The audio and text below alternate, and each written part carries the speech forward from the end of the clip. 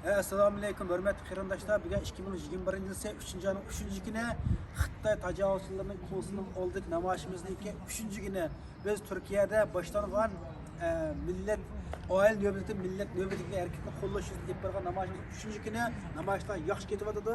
Xitoy elchixonasining oldida bu namoyishni izchil davomlashtiramiz.